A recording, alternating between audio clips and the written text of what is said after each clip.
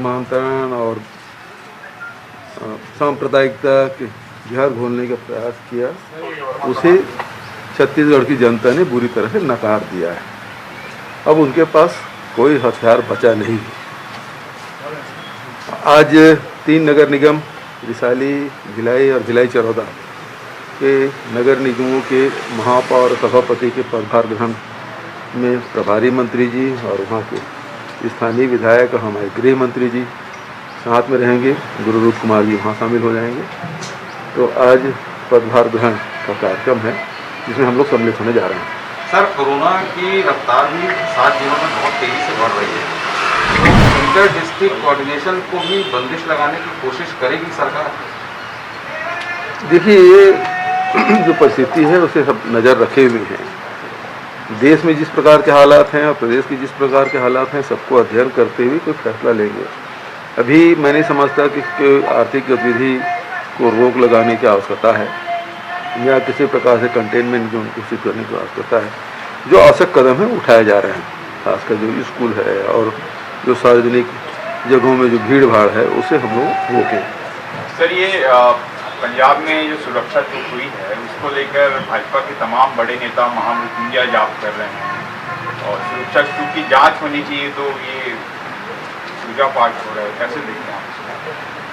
कुल मिलाकर मैं शुरू में ही प्रेस कॉन्फ्रेंस में ये बात मैंने कहा था कि ये केवल राजनीतिक लाभ लेने के लिए ये बयान प्रधानमंत्री के द्वारा दिया गया और भारतीय जनता पार्टी मृत्युंजय जाप करके ढकोसला कर रहे हैं, पुतला जला रहे हैं चन्नी का, तो ये केवल राजनीति कर रहे हैं।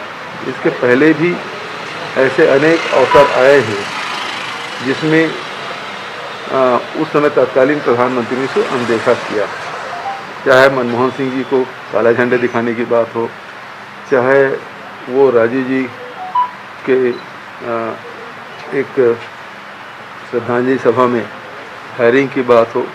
ये सब बातें हुई है, तब भी उन्होंने इसको तूल नहीं दिया था। राजनीतिक लाभ के लिए कोई बयान नहीं दिया गया था। यहाँ तो केवल आप गए, रूट बदल के गए और उसके बाद 140 किलोमीटर आज तक कि कभी मोदी जी बाई रोड गए नहीं हैं, तो जानबूझ के गए। सबसे बड़ी बात ये थी कि पंजाब में भारतीय जनता पार्टी का अस्तित्व पहले भी बहुत सीमित दायरे में था। दूसरी बात यह है कि प्रधानमंत्री जी गए, वहाँ 70,000 कुर्सियाँ लगी थी, 700 लोग नहीं थे। बड़ी बात यह है, आखिर 70,000 कुर्सियों को संबोधित करने प्रधानमंत्री कैसे जाते हैं? तो उन्होंने इस प्रकार से तत्काल, जिस प्रकार से आरएसएस बीजेपी हमेशा षड्यंत्र करती रहती है, उसी प्रकार से ये भी उसी का हिस्सा है, पॉलिटिकल प्रोपेगेंडा का हिस्सा है और जिसका वो लाभ लेने की कोशिश कर रहे हैं। लेकिन देश की जनता जान चुकी है कि राजनीतिक लाभ लेने के लिए प्रधानमंत्री किसी स्तर तक के नीचे आ सकते हैं। पॉलिटिकल माइलेज की बात भारतीय जनता पार्टी आप पर आरोप लगा रही है कि पॉलिटिकल माइलेज प्राप्त करना चाह रहे हैं। मेरा क्या पॉलिटिकल माइलेज? छत्तीसगढ़ की जनता हमको आशीर्वाद दे रही है। अभी नगरीय निकाय चुनाव में हम एक तरफा जीते हैं, तो हमको पॉलिटिकल माइलेज लेने की क्या जरूरत है? क्या माना जाए कि देश में प्रधानमंत्री असुरक्षित मान रहे अपने आप को और उनके हाथ में देश दिया गया, ऐसे किस रूप में देखेंगे आप? क्या भारत में भी असुरक्षित महसूस कर रहे हैं? बहुत बढ़िया सवाल आपने किया, उसके लिए मैं धन्यवाद देता हूँ कि भारत के प्रधानमंत्री को अपने सुरक्षा एजेंसियों पर विश्वास नहीं रहा। भारत के प्रधानमंत्री को अपने देश के किसानों पर विश्वास नहीं रहा। किसान के दिल्ली ना आए उसलिए गड्ढे खोदे जाते हैं, कटीले तार बिछाए जाते हैं, कील लगाए जाते हैं।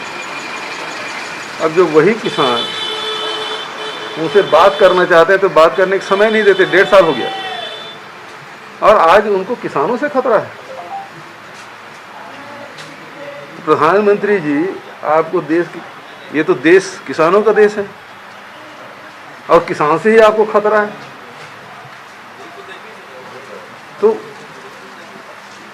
प्रधानमंत्री जी यदि अपने आप को सुरक्षित महसूस नहीं करते तो देश की सुरक्षा क्या करेंगे? सवाल तो इस बात का है। डोकलामा में देख लीजिए, गलवान में देख लीजिए, क्या स्थिति है।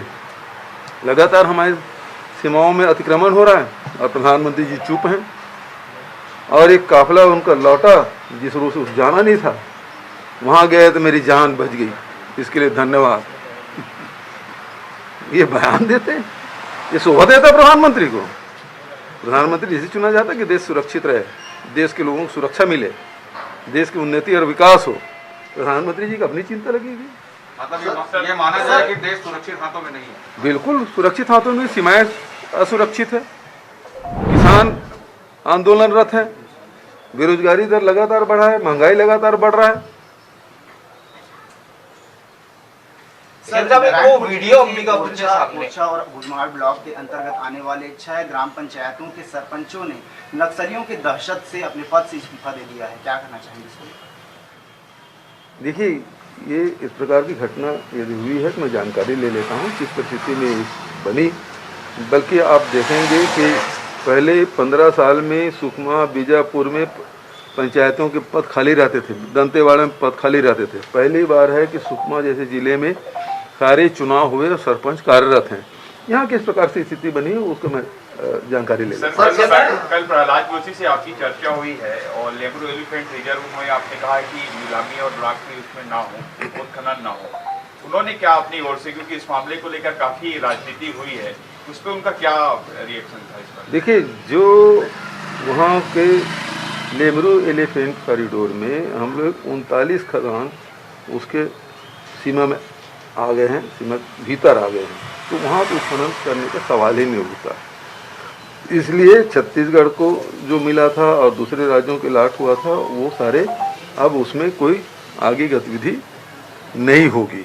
और ये पहले भी हमने लेमरू एलिफेंट के जो प्रकाशन किए उसको भारत सरकार को भेज दिया गया है, और कल जब बात हुई तब भी उसको जानकारी मिल गई। शिमला में अंबिकापुर से एक वीडियो सामने आया, उसमें कुछ हिंदू समुदाय के सैकड़ों लोग हैं, सामूहिक रूप से कसम खा रहे हैं कि वो किसी धर्म विशेष से जो है लेन देन नहीं रखेंगे।